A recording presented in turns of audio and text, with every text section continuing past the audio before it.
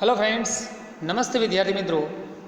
આપણા વિડીયોને આગળ વધારીએ. Unit number 3 standard 11 unit number 3 read 1 female forestry. Last time આપણે પેજ નંબર 26ની વાત કરી હતી. Let we start on the page number 27. Page number 27 you can see on your mobile screen and you can see on your textbook page number 27. Okay, let me start our lesson read number 1.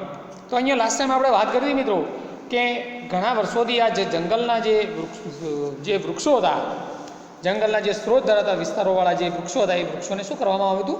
એમનો નાશ કરવામાં આવતો. આપણે page number 26ના જે last બે લાઈનો હતી એની અંદર આપણે વાત કરી હતી. તો એ એટલા માટે નાશ કરી રહ્યા હતા. દાખલા તરીકે મેદાન પ્રદેશોની અંદર રેલવે નેટવર્ક નાખવા માટે આ જે ઇમારતી જે લાકડું પૂરું પાડવું પડે, એ લાકડું જે હતું એ આ તહેરી ગઢવાલના જે જંગલો હતા, એ જંગલોની અંદર રહેલા જે લાકડા હતા, એ જે ટિમ્બરના જે લાકડા હતા, એ ટિમ્બરના લાકડાને કાપી નાખવામાં આવ્યા હતા. બરાબર. અને લાકડાને કાપી અને રેલવે લાઈન નાખવા માટે વચ્ચે જે લાકડું જોઈએ, કારણ કે એનું લાકડું ખૂબ મજબૂત હતું, અને એ લાકડું નાખવા માટે આ જંગલોને કાપવામાં આવ્યા. એટલે જંગલોનો ધીમે ધીમે નાશ કરવામાં આવી રહ્યો હતો. હવે આપણે આને આગળ જોઈએ. તમે તમારી સ્ક્રીન ઉપર જોઈ શકો છો વિદ્યાર્થી મિત્રો. ઓકે, હા, ઓકે, બરાબર જોઈ શકો છો. યુરોપિયન્સ, ત્યાંથી જોઈ ગયા first line, first words. European in Mussoorie wanted cultivation of a new food crops like potatoes, leading to large scale clearing of mixed oak forest. There are clearly contradictions between the villager people's basic needs and the requirements of the state to earn money. In 1930, the people of Tehri Garhwal began a non-cooperation movement called Satyagraha from a peaceful resistance to obtain justice in opposition to the oppressive forest laws. In that year, a large number of people were killed in Telari by the armed forest of the kingdom of Tehri Garhwal when they formed a protest meeting against official forest policy. આપણે first પેરેગ્રાફને જરા read કરી લીધો છે મિત્રો. હવે આ જે read કરેલો જે પેરેગ્રાફ છે એને જરા ડીપમાં જોઈ લઈએ. તો અહીંયા વાત કરી છે કે યુરોપિયન ઇન મસૂરી, યુરોપિયન જે હતા એ મસૂરીની અંદર જે લોકો હતા, એ યુરોપિયન લોકો એ બટાકા જેવા નવા ખાદ્ય પાકોની ખેતી માટે ઓક વૃક્ષો જે ધરાવતા હતા, એ જંગલોનું મોટા પાયે એમણે નિકંદન કાઢી નાખ્યું. કારણ કે આ બટાકાઓની જે ખેતી હતી એની શરૂઆત કોણે કરી? તો આ યુરોપિયન અંગ્રેજ લોકો જે હતા, યુરોપિયન લોકો જે પોર્ટુગલના જે એ બધા આવ્યા હતા ને આપણે ભારતની અંદર, એ લોકોએ આ બટાકાની ખેતીની અંદર એમણે શરૂઆત કરી. અને આ બટાકાની ખેતી કરવા માટે એમણે આ જે જંગલોની જમીન હતી એમને સારી લાગી, એટલે એમણે જંગલોના વૃક્ષો હતા એનું નિકંદન કાઢી નાખ્યું. અને જંગલોના વૃક્ષોનું નિકંદન કાઢીને ત્યાં સીધી જમીન કરી, સપાટ જમીન કરી, અને એમણે બટાકાના પાકને બનાવવામાં આવ્યું, બટાકાના પાકની ખેતી કરવામાં આવી. અને એના માટે આ મિશ્ર જંગલોનું મોટા ભાઈ એમણે નિકંદન કરી નાખ્યું. There was a clearly contradiction between the villagers' people's basic needs and the requirement of the state to earn a money. તો એના માટે શું થયું? તો કે રાજ્ય જે હતું, અર્ન અ મની, બરાબર, જે રાજ્ય હતું એ રાજ્યને શું કરવું હતું? અર્ન અ મની, પૈસા કમાવા હતા. રાજ્યની પૈસા કમાવાની જરૂરિયાત. અને પછી બીજું શું થયું? ધ વિલેજર્સ બેઝિક નીડ્સ, અને ગ્રામ્ય લોકો જે હતા એ ગ્રામ્ય લોકોની પાયાની જરૂરિયાત વચ્ચે શું થયું? સ્પષ્ટપણે વિસંગતતા જોવા મળી. બરાબર. દેર વેર અ ક્લિયરલી કોન્ટ્રાડિક્શન એટલે વિસંગતતા જોવા મળી between the village people basic need, એટલે કે ગામના લોકોની પાયાની જરૂરિયાત, and the requirement of the state to earn a money, અને રાજ્યની જે પૈસા કમાવાની જરૂરિયાત હતી એના બેના વચ્ચે શું થયું? વિસંગતતા પેદા થઈ. બરાબર. પછી આગળ શું? ઇન 1930 1930ની અંદર the people of Tehri Garhwal began a non cooperation, અને એ ગામના લોકોએ શું કર્યું? બીગન અ નોન કોઓપરેશન, અસહકારની મૂવમેન્ટ, એટલે કે અસહકારની આંદોલન એમણે શરૂ કર્યું. Called satyagraha for a peaceful resistance to obtain a justice in opposition to the preserving forest laws. અને એમણે શું કર્યું? એમણે 1930ની અંદર એમણે આ જંગલના જે કઠોર, બરાબર, શું કહે છે કે એપ્રેસિવ ફોરેસ્ટ લો, એટલે કે જંગલના જે કઠોર કાયદાઓના વિરોધની અંદર, ઓપોઝિશન એટલે એના વિરોધની અંદર એમણે ન્યાય મેળવવા માટે, ટુ ઓબ્ટેન એ જસ્ટિસ એટલે કે ન્યાય મેળવવા માટે એમણે શું કર્યું? એમણે લોકોએ સત્યાગ્રહ કર્યો. અને સત્યાગ્રહ જે હતો એ એમણે શરૂ કર્યો એ નોન કોઓપરેશન એટલે કે અસહકારની શરૂઆત કરી. અને એ સહકારની કેવી રીતે શરૂઆત કરી? પીસફુલ, ખૂબ જ શાંતિપૂર્વક એમનો વિરોધ કર્યો. એકદમ હોબાળો ના કર્યો એમણે, ખૂબ જ એકદમ ભયંકર રીતે અથવા તો એક હિંસક રીતે એનો વિરોધ ના કર્યો. એકદમ શાંતિપૂર્વક કે ભાઈ આ જંગલોનો જે કાયદો જે છે એ કઠોર કાયદો છે અને આ કાયદાનો એમણે વિરોધ કર્યો. બરાબર. હવે આગળ જોઈએ. ઇન ધેટ યર, અને એ જ વર્ષની અંદર, in that year a large number of people were killed in Tehri, અને એ જ વર્ષની અંદર ટેહરીની અંદર ઘણા બધા લોકોએ એમની મારી નાખવામાં આવ્યા. બરાબર. વેર કિલ્ડ, ઘણા બધા લોકોને મારી નાખવામાં આવ્યા. And armed forces of Tehri વિસ્તારના ઘણા લોકોને મારી નાખવામાં આવ્યા. કોના દ્વારા? Armed forces of the kingdom of Tehri Garhwal, Tehri ગઢવાલના રાજ્યના સશસ્ત્ર દળોએ ઘણા લોકોને એમણે મારી નાખ્યા. When they formed a protest meeting against the official forest policy, અને એમણે જે બિનઅધિકૃત જે જંગલની નીતિ સામે એમણે જે વિરોધ પ્રગટ કર્યો, અને એ વિરોધ પ્રગટ કર્યો અને એના માટે એમણે જે સભાઓ ભરી, એ સભાઓને વિખેરવા માટે અને સભાઓ કેમ ભરી છે એના વિરોધની અંદર ટેરી ગઢવાલના ઘણા બધા લોકોને એ રાજ્યના સશસ્ત્ર દળોએ એમણે મારી નાખ્યા. બરાબર. અને મારી નાખ્યા. અને આ બહુ ભયંકર એક ઘટના બની કે આ લોકોએ જે વિરોધ કર્યો, અને વિરોધ પણ કેવો કર્યો? શાંતિપૂર્વક વિરોધ કર્યો. અને શાંતિપૂર્વક વિરોધ કરવા છતાં પણ આ રાજ્યના જે ટેરી ગઢવાલના જે સશસ્ત્ર દળોએ એમને મારી નાખ્યા. અને આ ક્યારની વાત છે? ભારત આઝાદ થયું એ પહેલાંની 1930ની વાત છે. બરાબર. જ્યારે ગાંધીજીએ અસહકારનું આંદોલન છોડી દીધું અને હિન્દ છોડો એનું આંદોલન પણ એમણે છોડી દીધું. તારની વાત છે. અને જ્યારે પહેલું વિશ્વયુદ્ધ પતી ગયું હતું ને બીજા વિશ્વયુદ્ધની તૈયારી થઈ રહી હતી, 1939-39ની વાત છે, એ સમયની વાત છે મિત્રો. તો અહીંયા આપણે જંગલો ખૂબ જ હતા ભારતની અંદર, અને જ્યારે અંગ્રેજો આવ્યા એ ટાઈમે ભારત પૂરેપૂરો જંગલોનો વિસ્તાર હતો. ખૂબ જ એકદમ ગાઢ જંગલો હતા. બરાબર. જોઈએ આગળ પાઠની અંદર સેકન્ડ નંબરનો પેરેગ્રાફ જોઈએ. Look at the picture. Look at the picture. તમે આ ચિત્રની અંદર જોઈ શકો છો. બરાબર. તો ચિત્ર જે છે એ બીજા પેજ ઉપર આપણે આપેલું છે, અથવા તમારી ટેક્સ્ટ બુકની પેજ નંબર 27 ઉપર આપેલું જ છે. You can see. Look at the picture. What do you notice? તમને એમાં શું ધ્યાને આવે છે? બરાબર. There are some men, women, children embracing the trees.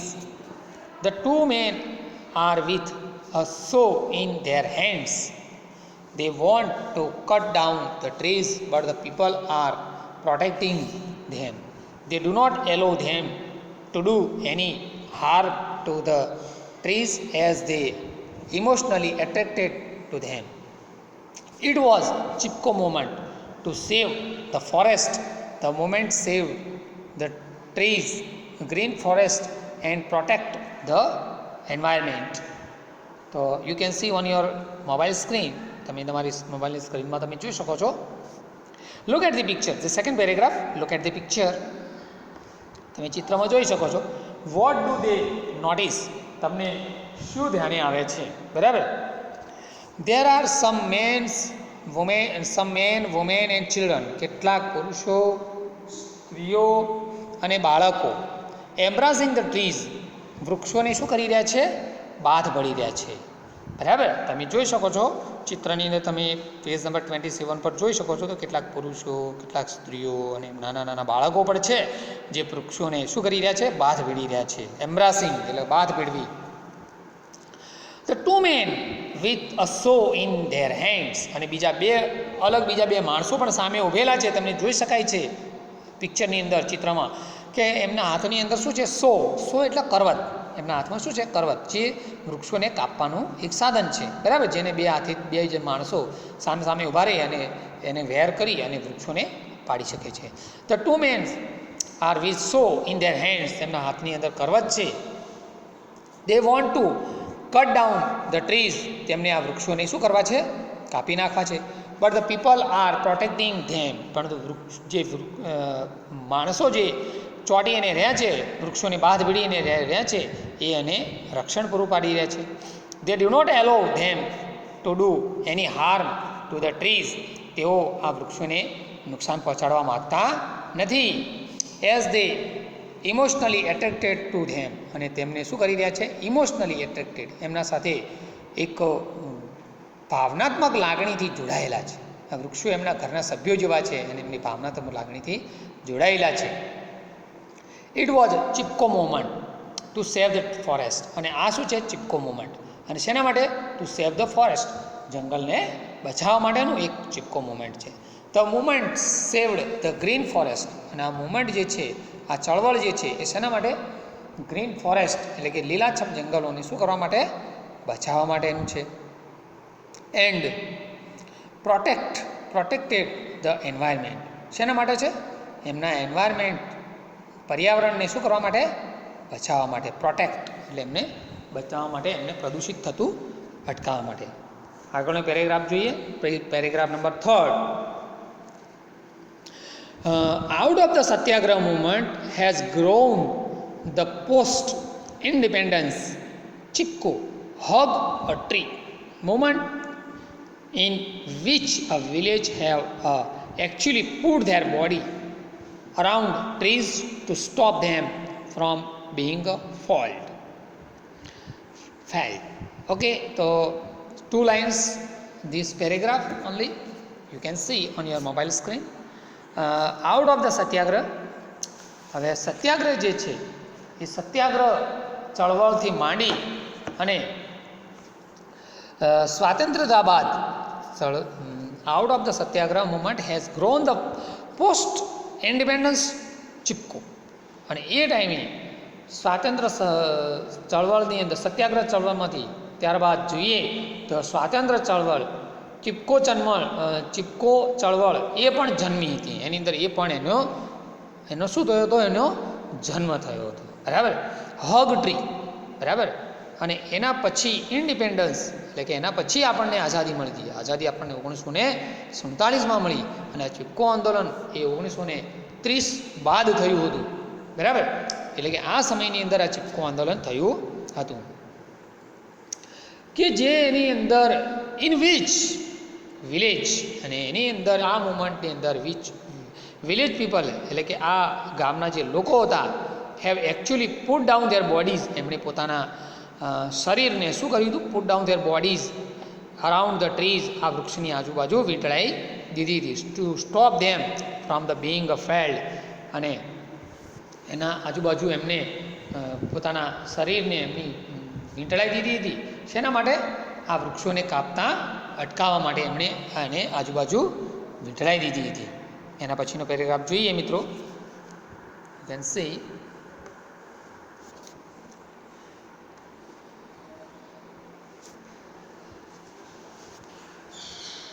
This grassroots struggle against the commercial cutting of the Himalaya forest. This grassroots એટલે કે આ જે વૃક્ષો હતા એ વૃક્ષોને કાપવા માટે This grassroots struggle against the commercial cutting of the Himalaya forest of Uttar Pradesh has forced the state government of rethink its strategy. Strategy એટલે એમની જે વ્યૂહરચના હતી એ ફરીથી એમણે રિટ્રિંગ કરતી મૂકી. તે ઉત્તર પ્રદેશના જે હિમાલયના વિસ્તારોની અંદર જે જંગલો હતા એ જંગલોના વ્યાવસાયિક વૃક્ષછેદનના વિરોધ માટે commercial cutting down the Himalaya forest of Uttar Pradesh have force the state ગવર્મેન્ટને એમણે એમની વ્યૂહરચનાને પણ ફરીથી વિચાર કરતી કરી મૂકી એવું હતું. કોનું?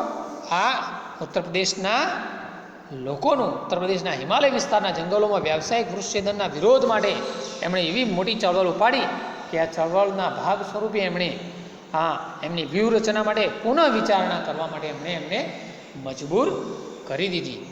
બરાબર, જોઈએ હવે આગળ.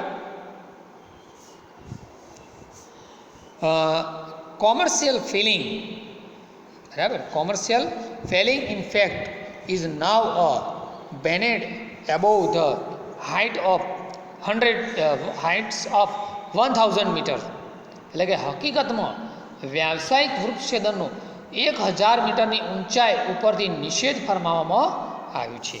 એટલે કે અહીંયા ખાસ કરીને કાયદો શું કહે છે? કાયદા મુજબ એમ કરવામાં આવ્યું છે કે કોમર્શિયલ ફિલિંગ એટલે કે વ્યાવસાયિક વૃક્ષછેદન માટે, હકીકતમાં વ્યાવસાયિક વૃક્ષછેદન માટે એમણે 1000થી ઊંચાઈ ઉપર જે વૃક્ષો આપેલા છે, 1000 મીટરની ઊંચાઈ ઉપર, જે મતલબ 1000 મીટરની ઊંચાઈ એટલે કે જે પર્વતીય વિસ્તારોની અંદર 1000 જે પર્વતોની ઊંચાઈ 1000 મીટરની છે, 1000 મીટરથી ઊંચાઈવાળા જે પર્વતીય વિસ્તારોની અંદર જે વૃક્ષો કાપવામાં આવે છે એને નિષેધ કરવામાં have now banned above the height of the 1000 metre but there are a large area of destroyed forest.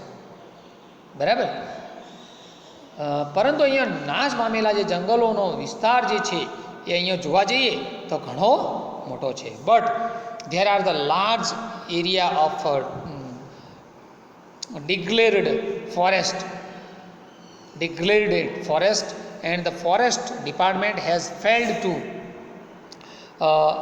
refold them. અને આ રીતે જોવા જઈએ તો નાશ પામેલો વિસ્તાર જે છે એ વિસ્તારને આ ફોરેસ્ટવાળા ફરીથી એને પુનર્જીવિત કરવા માટે આ શું કરેલા છે? ફેલ ગયેલા છે. વિસ્તારોને ફરીથી પુનર્જીવિત કરવા માટે નાશ પામેલા જંગલના વિસ્તારોને ઘણા મોટા છે અને જંગલ ખાતું એના પુનઃનવીકરણ કરવા માટે ખૂબ જ નિષ્ફળ ગયેલું છે.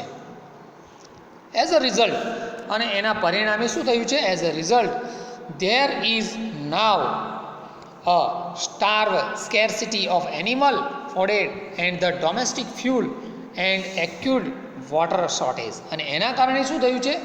એના પરિણામે આજે પશુઓનો ઘાસચારો, ઘર વપરાશના બળતણની તેમજ પાણીની સખત તીવ્ર અછત ઊભી થઈ છે.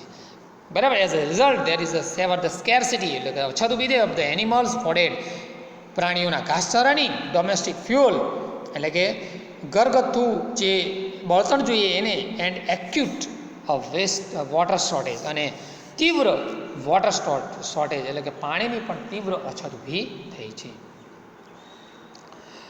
શું થયું છે આગળ જોઈએ.